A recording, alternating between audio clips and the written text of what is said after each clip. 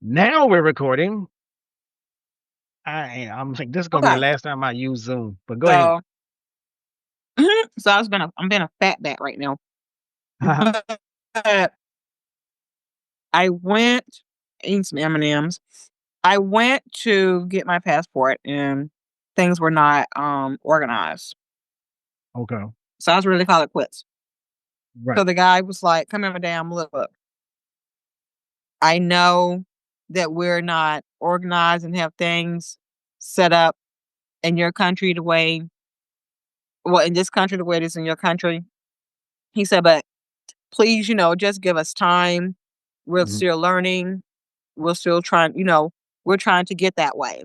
He Mhm. said, "But don't let miscommunication keep you from getting your passport." He said, "You're a Ghanaian now. You deserve to have your passport." He says, "So please stay so we can get you your passport." Right. So I stayed Okay. because I Okay. was I ready feel to go. you. I feel you. So yeah, Um. so it's just different things like that. I mean, things are just just not organized the way it should be. Like, it should not take you all day long to get your Ghana card. Right. It should not take you all day long to get your driver's license. It should not take you all day long to do anything. And then there's stuff with land commission. What you mean I gotta pay you for you to do your job you already getting paid to do? And why is it taking so long for you to get this stuff done? Right. That doesn't make sense. That just does not make sense. Whereas here in our country, you buy a home, you buy land, whatever, you get your deed, you take your deed down to the county recorder's office, you hand it to them, your stuff recorded right then and there, and they give you back your stamped copy. Right. You want to do a title search, land search, whatever, you go down to the assessor's office. That land search and title search is done that day. Why is it taking weeks to months? It doesn't make sense. Go ahead. It just does not make sense. So I feel that maybe um the government needs to adopt or have the title companies that we have here in these different states to come Mhm. into their country and set them up a system that Right. can be better, because these Right. land scams have got to stop. They got to stop. Yeah. Yeah. I know. Like within most industries, um, not trying to sound too pro Western civilization, but there's this notion and idea of whatever the industry is, there's the best practices. And then different companies, agencies, organizations within those fields, they try to, designate certain people in a company or whatever, and they set up this committee and they're gonna go around and look at how other companies do things and try to pull together best practices. And then when we go back to our home country or home company, they start to say, okay, some things we need to start working on and updating and doing this, that, and the other to try to streamline and make things better practices. But I don't know, you know, it's a complicated process in and of itself, even when even when it's taking place in America. And I don't know if like you gotta have you gotta have the people in place who are thinking about it. You know, one of the reasons even Right. Murray is such a breath of fresh air is he's someone who's thinking about how do I make improvements in all of these areas, as opposed to, well, this is how it's always been done. If you don't have that type of Right. visionary either at the top that can direct it or in the middle that can sort of promote it or at the bottom demanding it. And there's sometimes a lot of times it seems like only the diasporans are trying to make demands. I don't know if it Yeah. is like just like in that group that we're in. A lot of times things just get glossed over as this is how it is. And it's like, Right. Because they're content with the way things are. mhm. It's like they hmm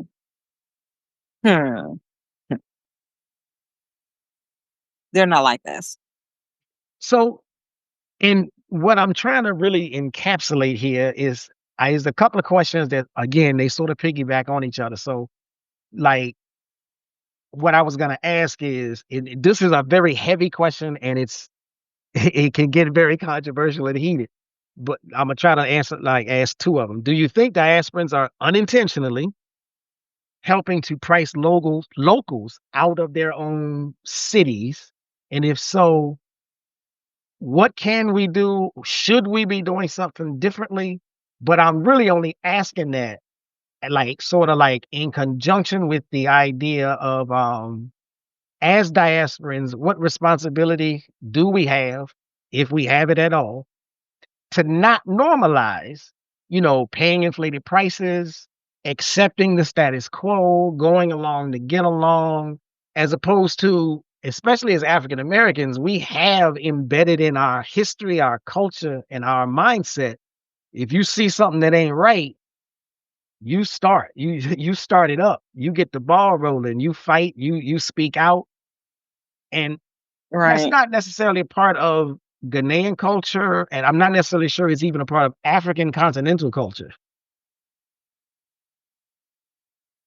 Well, I do feel that Black Americans and others in the diaspora has played a big role in gentrifying different countries in Africa. Mhm. Yes. So I do feel these are just my feelings Okay. and opinion.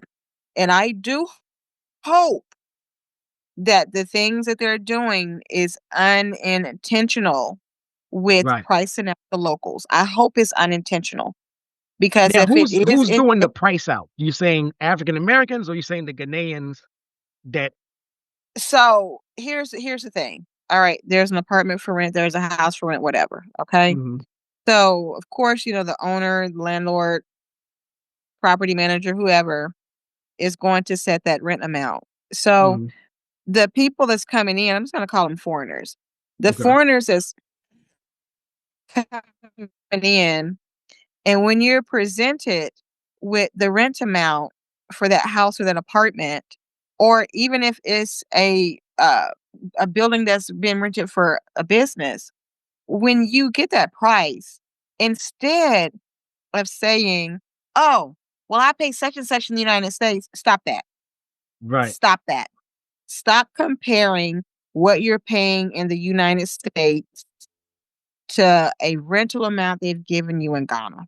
Right. You're not in the United States anymore. You are in Ghana. You need to act like you're in Ghana, and you need to think about the locals. Right. If the locals cannot pay that rent, what makes you think that you should be paying it? You should Right. be trying And to see, get your that's price down to what the right. locals are paying.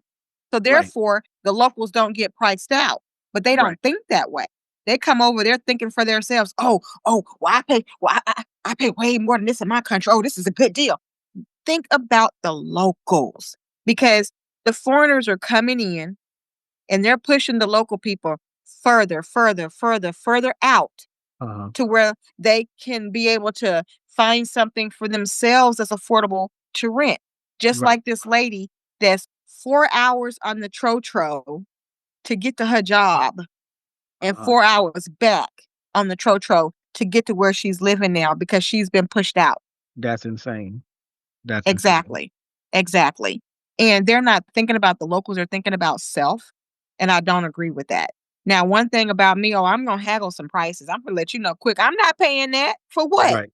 What Right. kind of what kind of amenity are you giving me to Right. warrant that or command that type of rent? And that's how other people need to be that come over.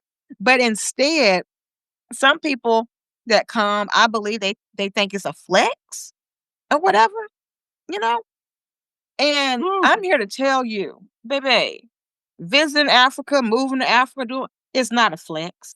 It's not a flex. See, I'm of the mind that it's not intentional. I'm of the mind that it's unintentional in one respect, and that it's. I know people hate to hear that word, but that it's being done out of ignorance. And yes, the word ignorance, it's an accusatory, and it has a negative connotation, but it actually literally just means you don't know. So it's hard. It's hard to envision and understand that, okay, I'm used to paying $2,000 a month, and somebody just told me if I move to Africa, I can pay $500 a month. Well, it's hard to think, is that a good price for the locals? It's hard. Like you have to either automatically be the kind of person that naturally asks those other questions, or you have to be someone who's been, at least, I don't want to say taught, but who's at least been knowledgeable enough or connected enough to be in those other spaces where that other perspective comes to you. And I say that for like a very specific purpose of one of the things that I like, or that I be wanting to do with my channel with proper perspective, is like, if people don't know that going over to Ghana and finding a place for $1,000 is overpriced. If they don't know that, they only know their perspective. I'm paying 2,500, and you gonna give me something that's nice for a G. Of course, I'm gonna get on the airplane, because I'm struggling here. Because 75% of our money is going to rent, and now you telling me I'm gonna get this 50% reduction. So by nature, you gonna jump on the plane. And you don't know that. You don't realize that even though it's a great deal for you, it's still overpriced. So, like, for me, my idea or my goal, and part of the reason I wanted to do this particular interview with you, is that I want people to, just like you say, I want them to know it is a great price for you, but it's still overpriced. And you have to have that understanding that just because it's great on one level doesn't mean it's the honest price. You're still being overcharged.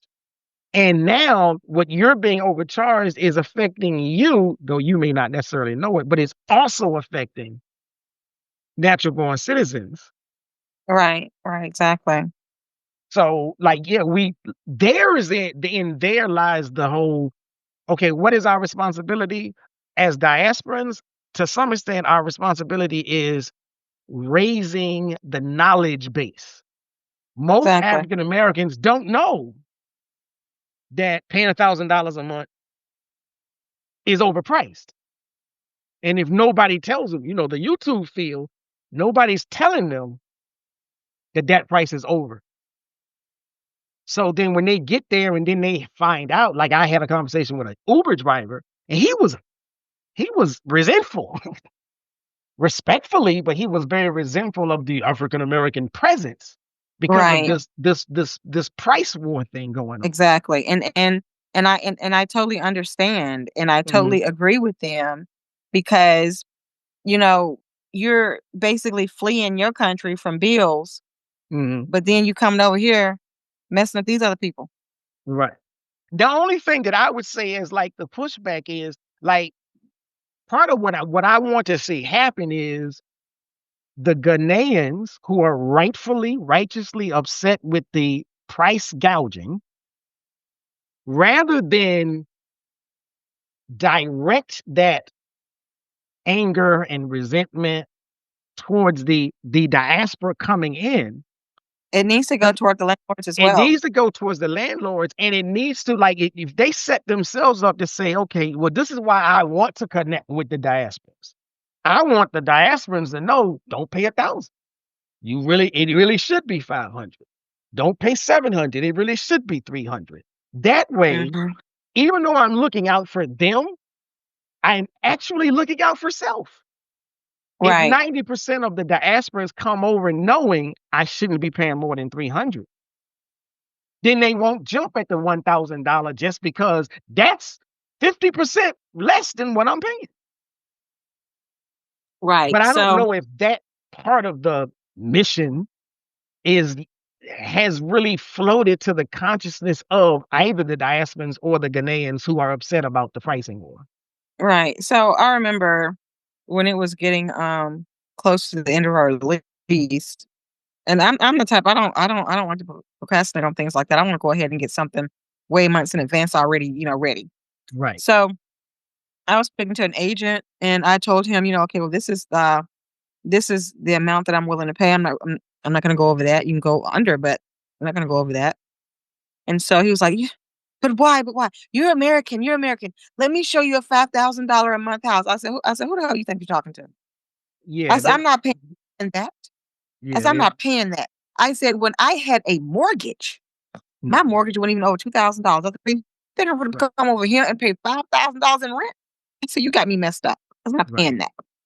right. And that's how other people need to be. They need to research better. They need to think about things. They need to use their heads. Like, Mhm, don't do that because what is it? One Sadie in 97 pesos a day is minimum wage.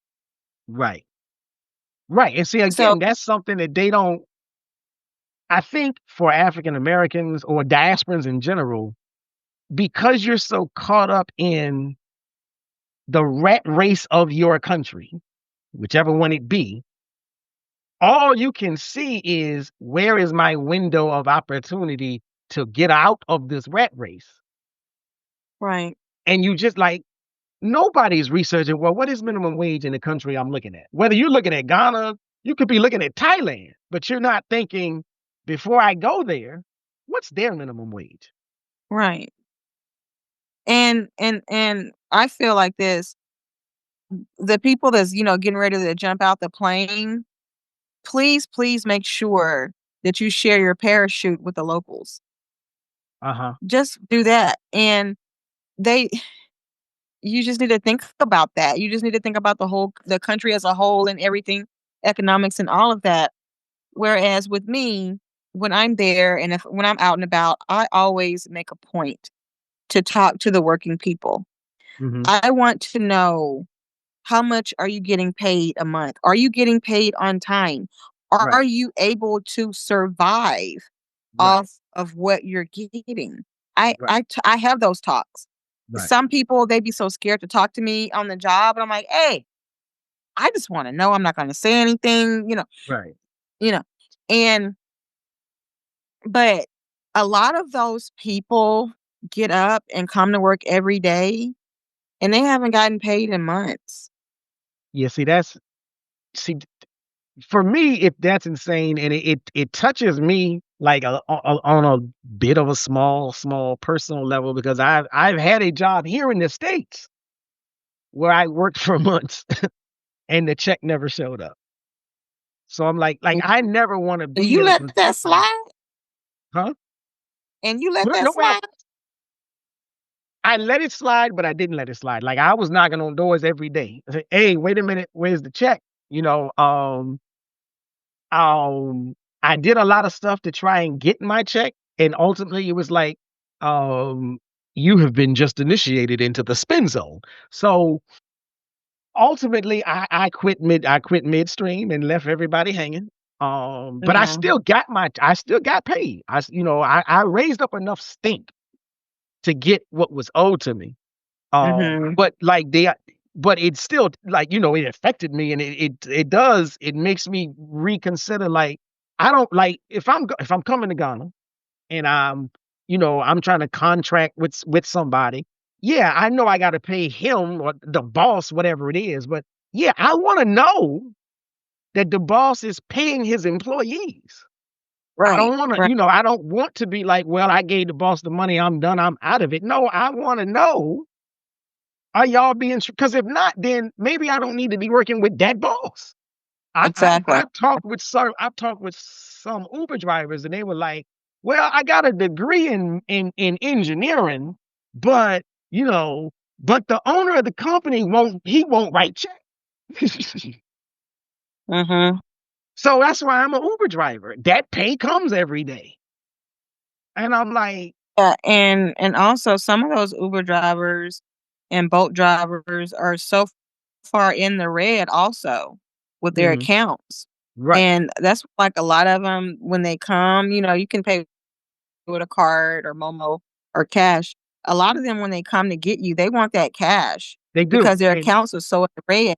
If you right. pay them in, a card, they're not going to get that They're not money. gonna get it. And I had to learn, I didn't know it, and I was reaching my own little personal frustration points with all these Uber drivers turning down my call, not wanting to go. They show up, and then, Mhm. "Where you going?" "I ain't Right. going there. Bye." And then I'm talking to other Ghanaians and, a couple of Ghanaians gave me a whole education on the Uber driver culture, and I was just like, I didn't know. Now, okay, I can't verify it, but, like, I was told a lot of Uber drivers are illiterate and can't read, so that's why they asking you on the phone, "Where is it you trying to go?" I was told a A lot of lot of them, Ghanaians. they don't have the money, and Uber takes so much, so they rather have the cash. I had a couple of guys, soon as I get in, they cancel the trip. I'm like, "Whoa, bro, what you doing?" And I'm like, Yeah. "Oh, you need the cash. You really, really need the cash. He canceling the trip. Right. Right. Can you still please give me the 67 cities?" I'm like, Mhm. so yeah, like these are things that we don't know Right. and nobody's talking about it. So if we don't share it in some platform somewhere, we just continue perpetuating some of these problems. Right. So, you know how when somebody here in the US, usually a white person, do some messed up stuff to a black person or whatever, the company wants to have you to attend sensitivity classes and this and that. Uh-huh. That's something that people that's going over to these African countries need to be attending as well. Right. Especially Yeah. when you may have the personality where you can pick up on and sense and sort of feel your way through and understand and gather information. But if you don't have that disposition, you need a training class. You need a Mhm. session or two. You do, you really do. You really do. So also what I wanted to share is there are a lot of Black Americans that are moving to Ghana and to other African countries and they don't want to be around the locals. They don't want to be nowhere near the locals. I'm like, hold on, wait a minute, what? I've heard, What? yeah, I've heard Yeah, I've heard some yeah. stories. I'm a little perplexed by those, but in the spirit of trying to keep an open mind, there's a small part of me that almost gets it, although I don't agree with it at all. But there's a small part of me that almost gets it if it's like I think like for me, I gotta know what your reason is for not wanting to be around the locals. Like if you don't want to be around the Right. locals because you think you're better, I'm like, okay, 86 that. I'm not riding with you at all, any kind of way. But if you got some kind of I want to say like Chinese people do, everywhere they go, they build Chinatown. And it's just like it's a thing for them to just rebuild Chinatown, whether they're in America, Ghana, Italy, what have you. And it's not so much, I don't think it's so much we're better than. I think it's more so let's just make sure we all unified and we know where the hell we are. And if that's the case, I'm I like, want your money. I want your money, but I don't want to be around you. I want your resources, but "Hmm, I don't want to be around you. I don't want to see you. I don't want to hear you. I don't want to smell you. That's their mentality when they come to these countries and put up those walls and build their own little Chinatown. right. Okay. They And they don't want to learn about the culture. uh They don't want to immerse in the culture. They don't want to do any of that. They want to come there. and collect that money and the resources they coming to get, and that's it. And They that's don't even it. want to know your name. Right. Mm-hmm. And that now, Yeah. and so what you're saying is there's a good number of African Americans or diasporans Mm-hmm. who Mm-hmm. want to separate for that same reason. It's they just want Yes. okay. I wouldn't say it's that same reason. Mhm, They just don't want to be around the locals. Uh, some people do think that they're better than the locals. Some mhm, people see every local as a thief. mhm. Just different things like that. They just don't want to mingle with the locals. They want to have their own communities as well. And I have told them I'm not for that, because why would you want to have your own Black American community or your own diaspora community? Because if some stuff decides to break out, they know who to come to. Right. I don't, no, no, no, no. I want to be in a mixed community where we all up in here together. You Right. go, if I got to get some knots on my head, you're going to get some knots on your head too. I feel you That's just how. there. I definitely feel you there. Yeah, I like definitely feel I don't want to isolate myself from any Ghanaian, because what was the purpose of me coming to Ghana and moving to Ghana if I'm trying to isolate myself from the Ghanaians? right. Right. I could have just stayed over here, because I'm well isolated over here from the pale folks. Right. Right. I could have just stayed here. Yeah, I'm like, like I said, because I've seen a few conversations like that on Facebook, and I think maybe in one of those WhatsApp groups, I've seen some people talking about it.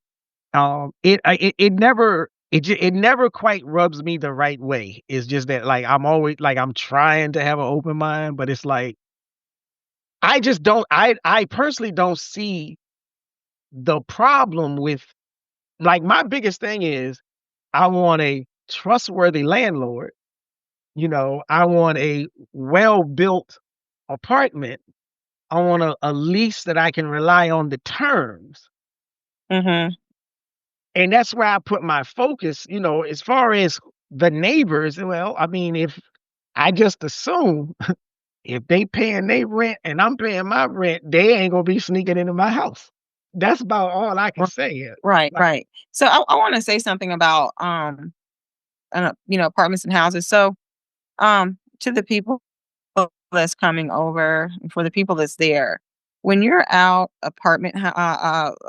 gazing or home gazing, shopping, do not get an apartment or a house that's brand new. Don't do it.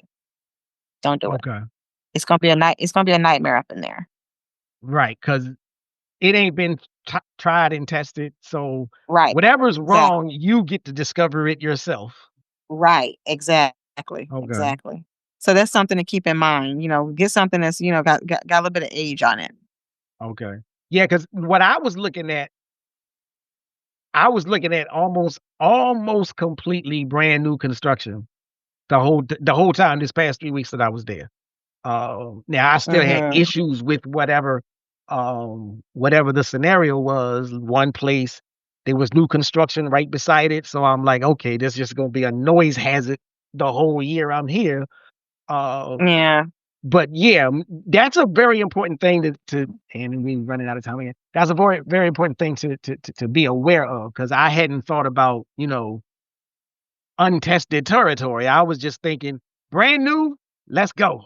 It's fresh. It's Right. it's it's it's all done, and it might not be. Right. Right. That's a jewel right there. Mhm. Okay. Oh, let me see.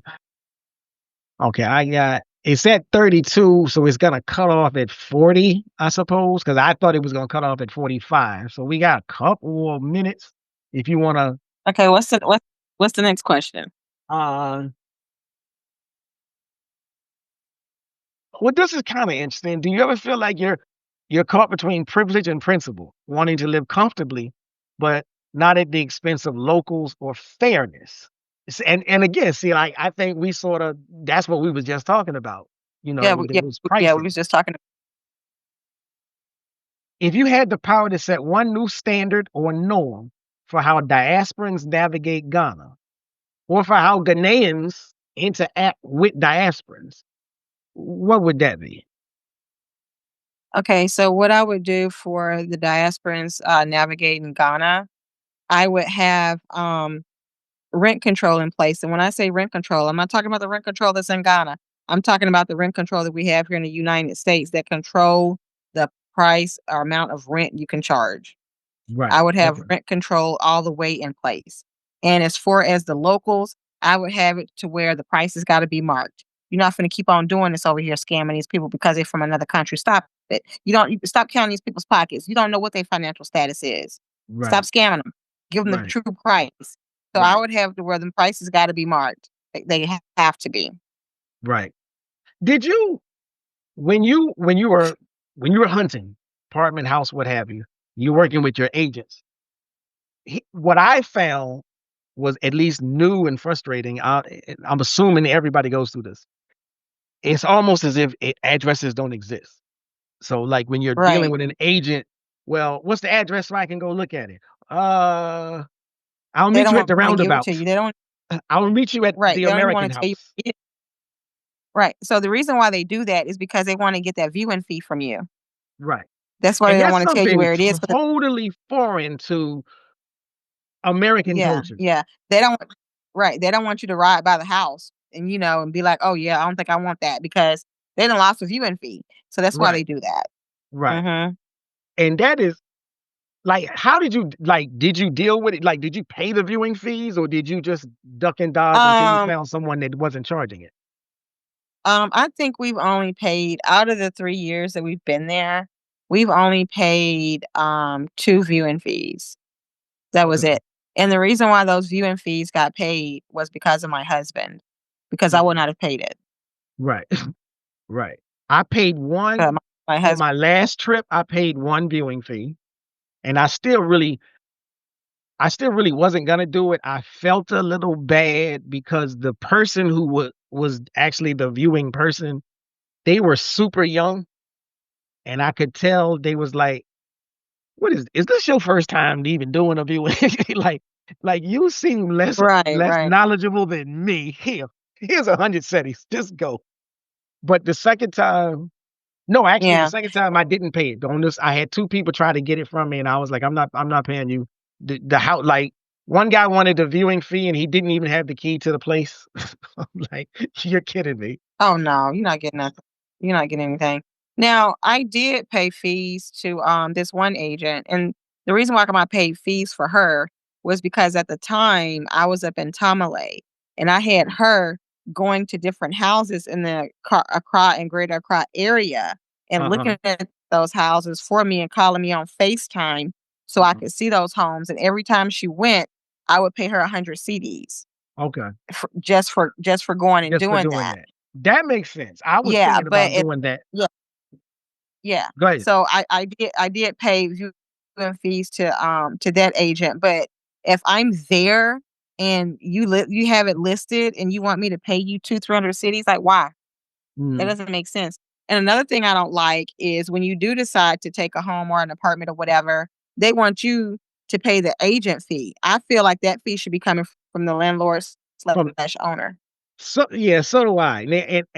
I'm Mm, challenged to like try to figure out, is it just because I'm American and that's how we do it in America?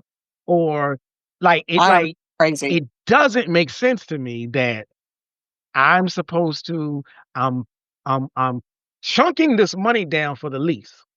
Mhm. Mhm. And now I gotta chunk down some money to the guy that showed me the house, and then the amount of money, Right. like, if you just wanted this little small showing fee again, I could understand it, but you want the 8% of not And so what some people want a I'm full effectively rent, a paying full a 3 months month. rent.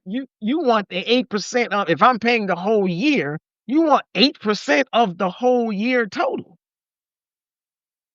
That's crazy. That's crazy to me. I feel like I said, the landlord slash owner should be paying that because you're the one that's got all this money. So basically, I just think it's just a money draining thing that they got going on. But Mm, they do the same thing in other countries that we've lived in. It was the Uh-huh. same thing. It's the same It thing. was the same thing. Yeah, now we didn't have to pay a viewing fee, but if we decided to take a place, we had to pay the fee to the agent. To the agent, yeah. And I'm like, Mhm. it it has like me personally, it has stalled me a little bit because it's like, okay, now do I really want to put up with, whatever might be a slight inconvenience at this particular apartment or apartment complex? And I'm paying this extra exorbitant amount of money just to the guy showing it to me. I'm like, all right, well, maybe I'll wait for the perfect opportunity if I'm going to be paying Okay. double. Yeah, I don't know how much time we have left, but when we come back on, I want Uh, to share a few things with you about what some of these landlords are doing to diasporans and Black Americans that's living in these apartment complexes. okay, yeah, definitely, because it's Because at how much 30. time do we have left? It's at 39 minutes now, and it's the seconds are ticking. So as soon as it hits 40, it's probably just gonna shut off like it did the other time. So we can pause right here. I'll Oh, okay. stop it, and then once it converts, I'll send you a new one. Okay, yeah, let's just go ahead and pause then. Okay. So Imma stop. Let me stop Yeah. recording.